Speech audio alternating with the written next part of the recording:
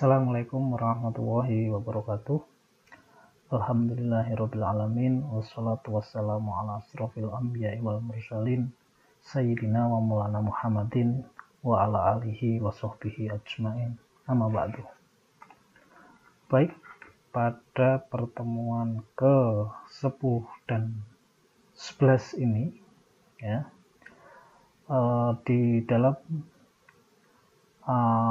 pertemuan ini akan saya bahas terkait dengan software generik ya.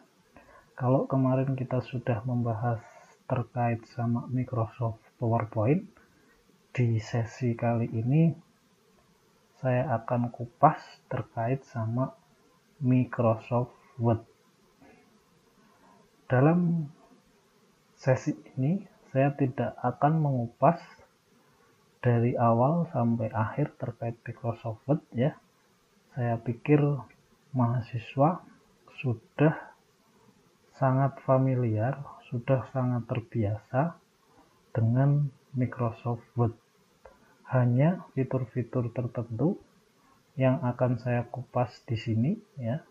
Jadi fitur-fitur ini nanti akan saya bagi dua di sesi pertama di pertemuan 10-11 ini ya, nanti terus terakhir di pertemuan 12 itu masih kita akan membahas terkait Microsoft Word. Nah, sebelum kita membahas terkait Microsoft Word, ada baiknya kita tahu dulu apa itu Microsoft Word ya. Jadi Microsoft Word itu adalah, sesuai yang kita ketahui bersama, adalah aplikasi pengolahan kata ya yang dikembangkan oleh Microsoft ya. Jadi seperti itu, dikembangkan oleh Microsoft. Sebenarnya ada banyak ya, selain pengolahan kata, selain Microsoft Word ya, ada OpenOffice ya, ada Libre kemarin ya. Nah, di kali ini saya akan fokus pada aplikasi Microsoft Word ya. Nah, Microsoft Word ini ya pertama kali diterbitkan pada tahun 1983 ya, dengan nama Multi Tool Word ya. Jadi nama pertama kalinya itu Multi Tool Word. Saya ulangi lagi. Jadi nama pertama kali pada tahun 1983 namanya Multi Tool Word. Nah, aplikasi Multi Tool Word ini ya pertama kali digunakan oleh sistem operasi Xenix ya. Bukan sistem operasi Microsoft, bukan sistem operasinya Mac ya, tapi digunakan untuk sistem operasi Xenix ya. Mungkin kita sekarang nggak tahu ada sistem operasi Xenix ya, karena ini tahun 1983. Sekarang sudah tidak ada mungkin ya sistem operasi Xenix ini. Oke, itu sebagai pengantar. Nah, terus format yang didukung oleh Microsoft Word ada berapa? Ada banyak sebenarnya ya. Yang saya sebutkan di sini ada 3 ya. Ada format doc ya, seperti yang kita ketahui bersama. Ada docx ya, ada juga .x ya, seperti itu. Selain ini sebenarnya ada banyak, ada RTF ya, ada dot dan sebagainya. Cuman itu tidak saya tunjukkan di sini. Nah, kegunaan perbedaan masing-masing format itu apa ya? Jadi yang pertama, format doc adalah format file yang lama yang digunakan oleh Microsoft Word 2003 ke bawah. Jadi kalau di tempatmu terinstall Microsoft Word 2003 itu nyimpannya formatnya adalah doc ya, seperti itu. Terus yang docx itu digunakan oleh Microsoft Word 2007 ke atas. Kalau sekarang saya pakai 2016, itu berarti secara default formatnya adalah docx seperti itu. Nah, apakah docx bisa dikonversi ke doc? Jawabannya adalah bisa, ya. Tapi hati-hati di sini. Biasanya kalau ada pengkonversian dari docx menjadi doc, itu ada beberapa perubahan sedikit, ya. Kadang-kadang terjadi permasalahan di spasi dan lain sebagainya.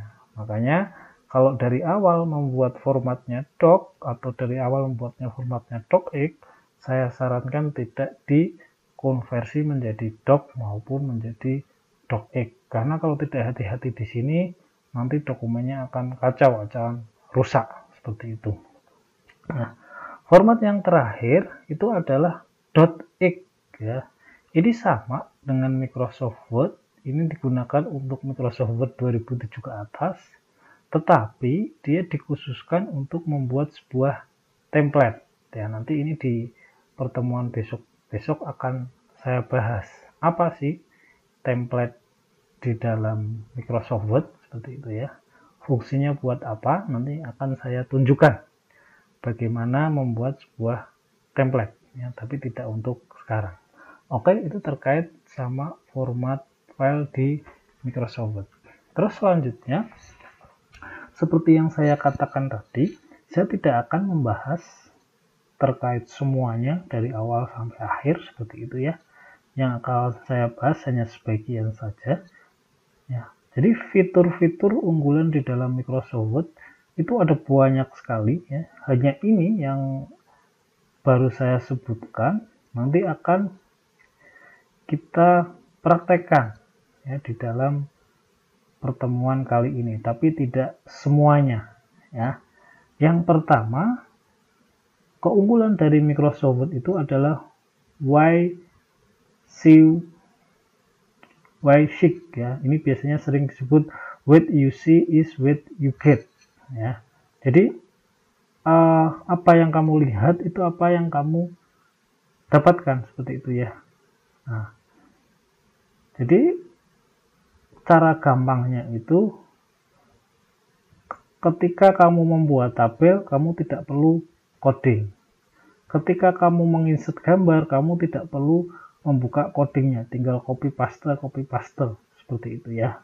Berbeda dengan ceritanya kalau kita seorang developer atau kita ingin membuat dokumen HTML, ya, itu akan sangat rumit sekali. Tapi di Microsoft Word itu sudah tidak memakai konsep itu.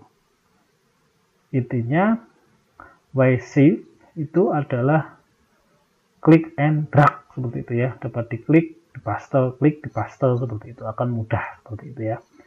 Seperti itu yang pertama. Terus yang kedua itu autocorrect, ya.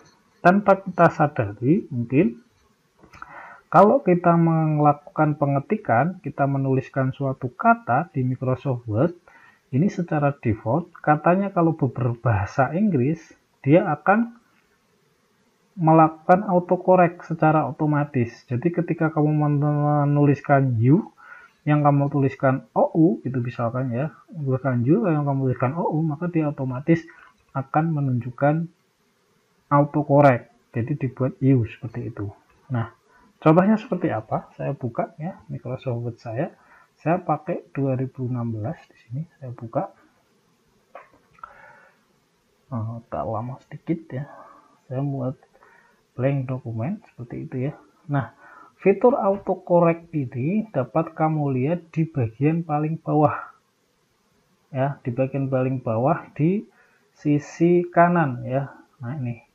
Nah, ini bisa kamu cek kalau di sini itu tulisannya English, ya. Ini bisa kamu klik double, ya. Bisa kamu klik double. Pastikan, ya.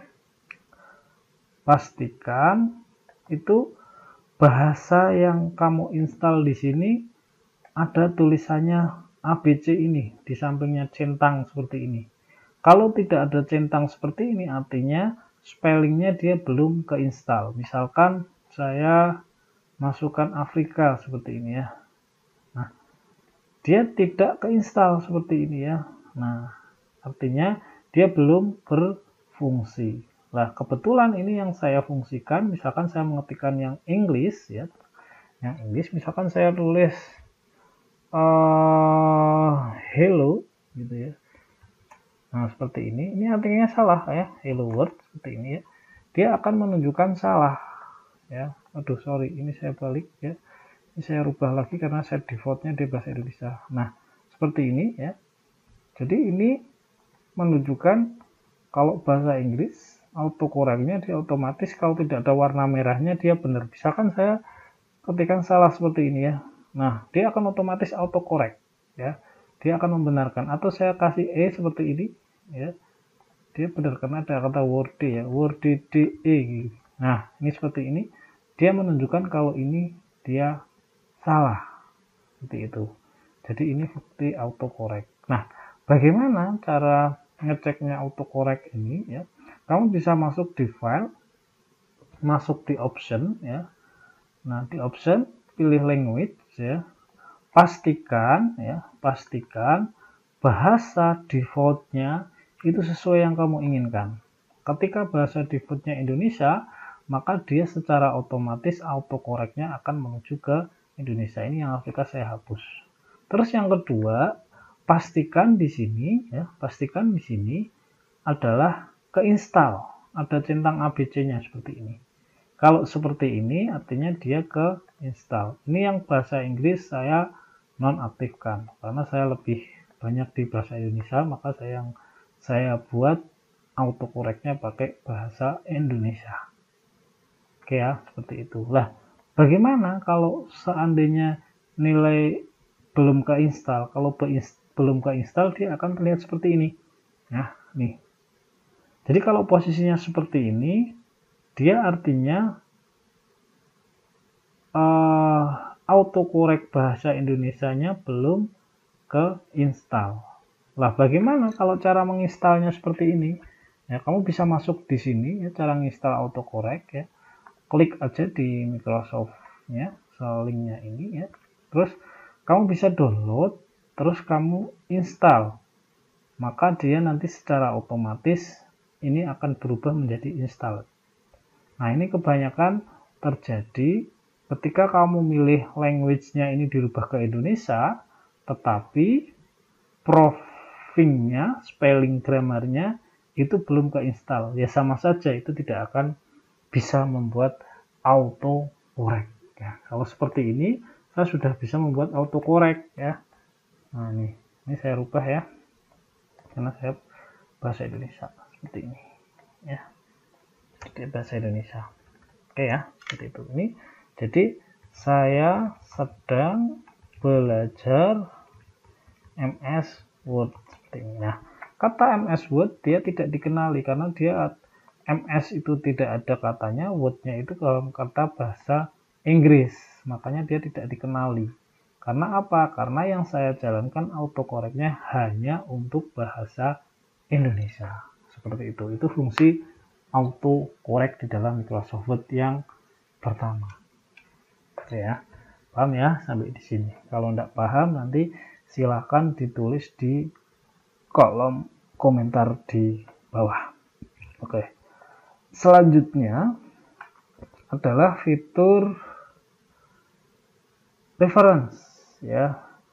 Nah, di reference ini kita nanti akan mencoba ya membuat sebuah artikel sederhana ya. Kita akan coba bagaimana membuat sebuah daftar isi secara otomatis ya. Mungkin yang selama ini memakai Microsoft Word kalau membuat daftar isi pasti akan merepotkan. Benar tidak? Nah, merepotkannya begini, pertama kali kamu membuat mungkin sudah benar ya. Tetapi di dalam perjalanannya ternyata dokumennya itu bertambah 1 lembar. Maka dia langsung secara otomatis daftar isinya berubah bertambah menjadi 1 semua. Kalau kamu masih menggunakan sesuatu Microsoft Word ini dengan manual, maka kamu nanti akan merubah satu-satu. Dengan menggunakan fungsi table of content ya, daftar isi otomatis ini ya, nanti dia akan menyesuaikan secara otomatis. Jadi ketika ada penambahan satu page kayak gitu ya, satu halaman, maka bawahnya akan menyesuaikan seperti itu. Ya, jadi contohnya bagaimana nih ya? Saya buka Microsoft Word ya. Saya buat new ya. Yang tadi saya lupakan ya. Yang tadi yang pertama saya close deh ya. Tidak saya simpan ya. Terus saya mempunyai sebuah teks seperti ini ya. Bahan ajar. Nah, misalkan saya punya teks seperti ini ya. Teks seperti ini. Teks ini terdiri dari judul ya. Nanti judul ini ada di halaman 1 ya. Terus ada daftar isi. Nanti daftar isinya ini isinya ada bab 1, latar belakang ya, batasan masalah ya. Ini double nih. Hapus deh. Batasan masalah, rumusan masalah, tujuan penelitian dan kegunaan penelitian. Nah, ini nanti akan masuk di daftar isi secara otomatis. Kita buktikan ya. Ini saya Ctrl Alt dulu. Saya copy semuanya ya, saya taruh di dalam sini ya, saya taruh di dalam sini. Nah, di dalam format standar Microsoft Word ya, biasanya seperti ini biasanya.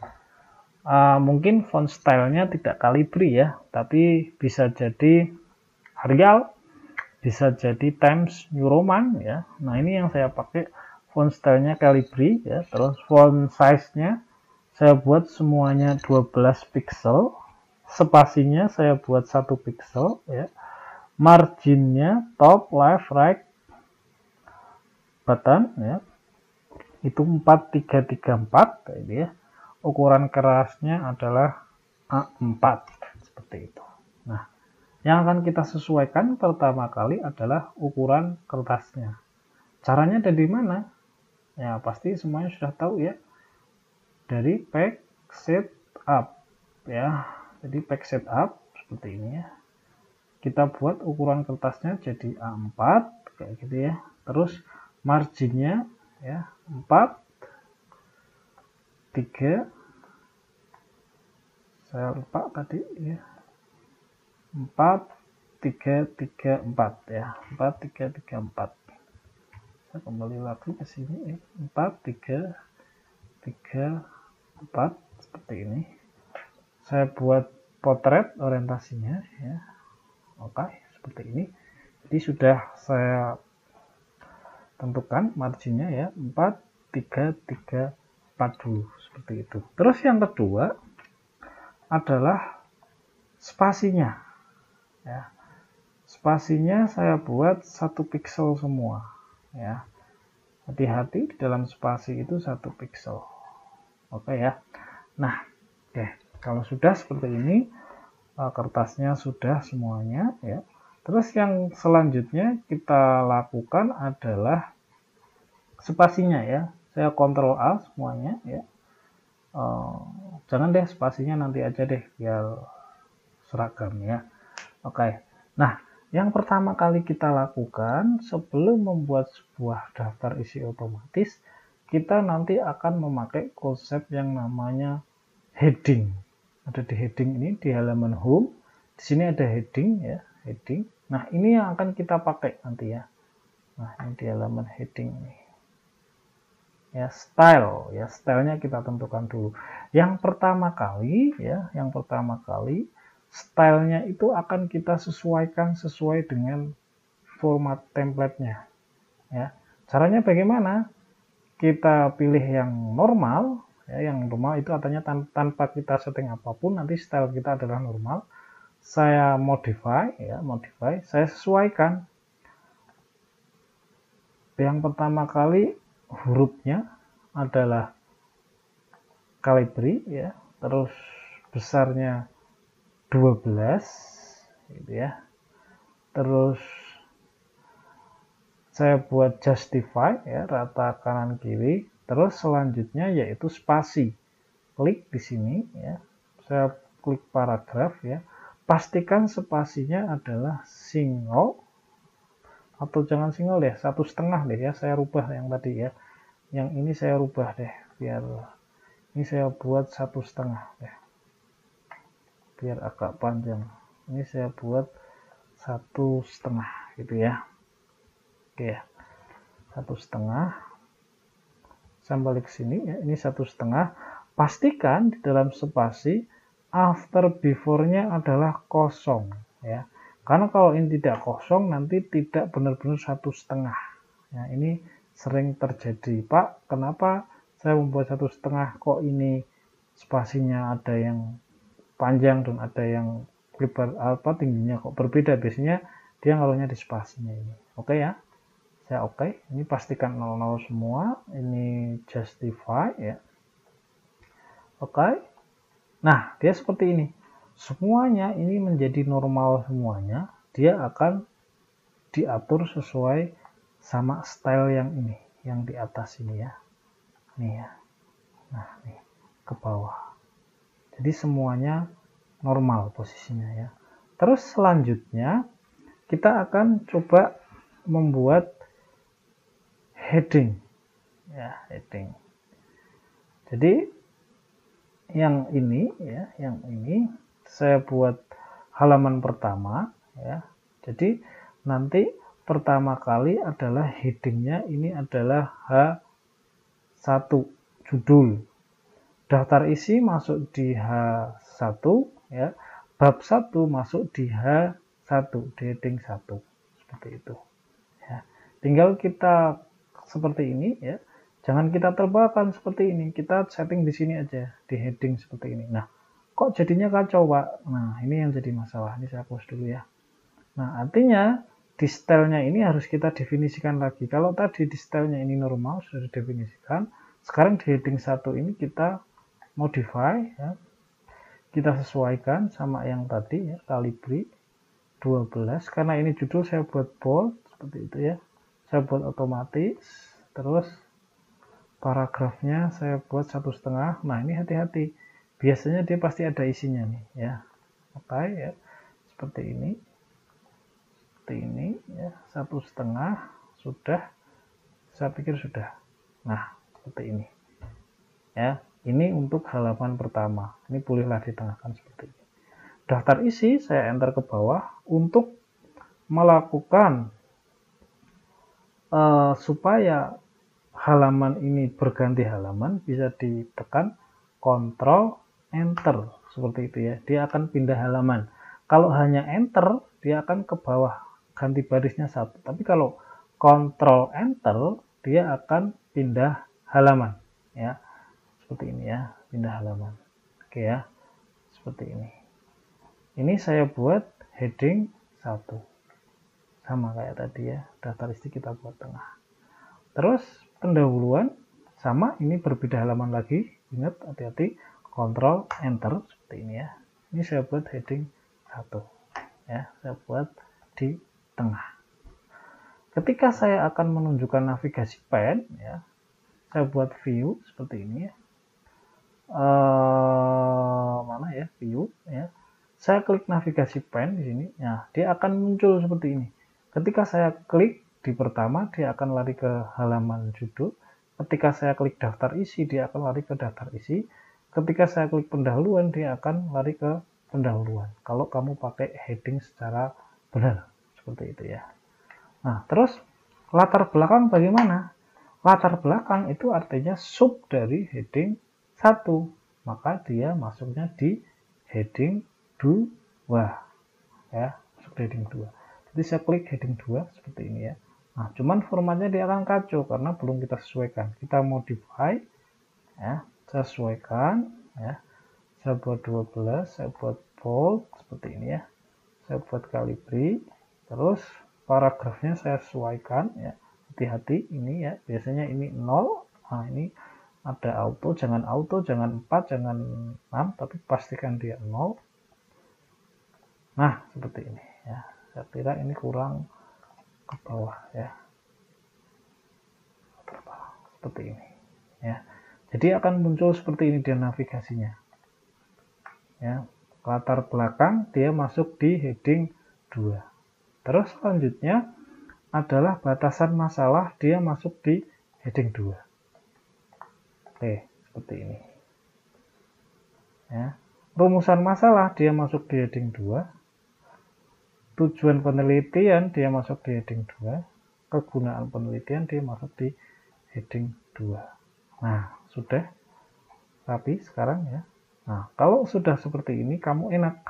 Pengen menuju ke batasan masalah, tinggal diklik batasan masalah. Pengen masuk rumusan masalah, masuk rumusan masalah. Pengen masuk ke tujuan penelitian, masuk ke tujuan penelitian. Kegunaan penelitian, masuk kegunaan penelitian. Pengen kembali ke atas, dia akan kembali ke atas seperti ini. Jadi navigasinya jalan kalau kamu membuat heading secara benar. Ya, seperti itu. Nah, terus sekarang pertanyaannya, bagaimana membuat daftar isi otomatisnya? Ya. Nah, navigasi ini ya, sebelumnya navigasi ini bisa kamu munculkan. Biasanya ini banyak yang nggak muncul ya, ini saya silang. Halaman navigasi pen itu bisa kamu munculkan dari view, dicentang checklist ya di navigasi pen seperti ini. Nah, ini banyak yang bermasalah di sininya ya. Oke. Sebelumnya, seterusnya ya, kita masuk di daftar isi seperti itu ya, daftar isi. Nah, sebelum masuk di daftar isi, kita akan coba buat dulu terkait kita insert halamannya ya. Cara insert halamannya tinggal di insert saja ya. Masuk di mana? Sorry, di layout atau di mana ini? Bentar, saya lupa. Nah, ini ya. Di pack number ya, saya buat di bawah saja ya, di bawah tengah gitu ya. Nah, dia sudah muncul ya, tinggal diklik aja 1, 2 dan sebagainya ya. Nah, terus kita akan mencoba mengisi daftar isi secara otomatis ini ya di sini. Nah, cara ngisinya bagaimana? Pastikan navigasinya, headingnya ini bisa berjalan semua dan benar, karena ini kalau tidak benar maka dia akan kacau juga. Nah, pastikan seperti itu. Nah, terus selanjutnya, untuk membuat daftar isi otomatis, kamu masuk di reference, ya, agak lama nih. Masuk di table of content, ya, tinggal kamu pilih nih. Misalkan saya pengen seperti ini, ya. Saya pilih. Nah, dia maka secara otomatis akan diisi. Ini saya hilangkan. Bisa setelah gini aja deh. Nah, ini saya buat normal. Nah, ini daftar isi secara otomatisnya sudah terisi ya, tanpa kamu capek-capek latar belakang masalah halaman berapa, batasan masalah halaman berapa, itu sudah terisi di sini ya. Ini saya naikkan. Misalkan nih, ternyata di dalam rumusan masalah tujuan penelitian ini ternyata perlu ditambahkan, misalkan ya. Nah, seperti ini ya. Misalkan ada banyak gitu ya. Nah, yang menyebabkan kegunaan penelitian ini bergeser menjadi halaman ke-6. Nah, ini bermasalah kan? Ketika kamu membuat bab 1, bab 2, bab 3, bab 4, ketika ini bergeser maka semuanya akan bergeser. Nah, seperti itu ya. Nah, kalau kita membuat daftar isi secara otomatis, saya masuk ke daftar isi, yang kita lakukan hanya perlu melakukan apa? Update ya. Ketika update page number only, itu artinya yang ke-update adalah page-nya saja. Ya. Tapi kalau update entire tabel, ya itu artinya ketika kita menambahkan sub lagi dia akan masuk. Gitu ya. Saya sarankan ini aja deh. Nah, ini sekarang sudah benar nih. Yang tadinya kegunaan penelitiannya di 5, sekarang sudah bergeser menjadi ke 6. Begitu seterusnya. Ini terkait fitur daftar isi ya. Jadi seperti ini penggunaan fitur daftar isi secara otomatis. Yang sangat membantu adalah nanti di navigasi pen ini ya. Ini akan penting. Kamu pengen membahas latar belakang, tinggal kamu klik latar belakang masalah. Ketika kamu pengen membahas rumusan masalah, tinggal klik di rumusan masalah. Seterusnya. Seperti ini ya. Oke? Seperti itu. Nah, yang masih bingung nanti silahkan untuk komentar di ditanyakan di kolom komentar. Ya, saya kira seperti ini dulu ya pertemuan kita hari ini ya. Silahkan nanti ini dicermati lagi ya, dikaji lagi, bahkan dipraktekkan ya. Ini teks ini ya, teks word ini nanti saya sertakan di halaman deskripsi dari link YouTube ini ya. Bisa kamu download ya, terus kamu praktekkan seperti itu. Pastikan semuanya sudah mempraktekkan ya, karena besok pertemuan selanjutnya akan berkaitan sama ini. Jika kamu ketinggalan satu sub materi, maka di bawahnya juga akan ketinggalan juga. Oke ya, saya kira cukup sampai di sini. Saya tutup dengan bacaan hamdalah, alhamdulillahirabbil alamin. Wabillahi taufik wal hidayah. Assalamualaikum warahmatullahi wabarakatuh.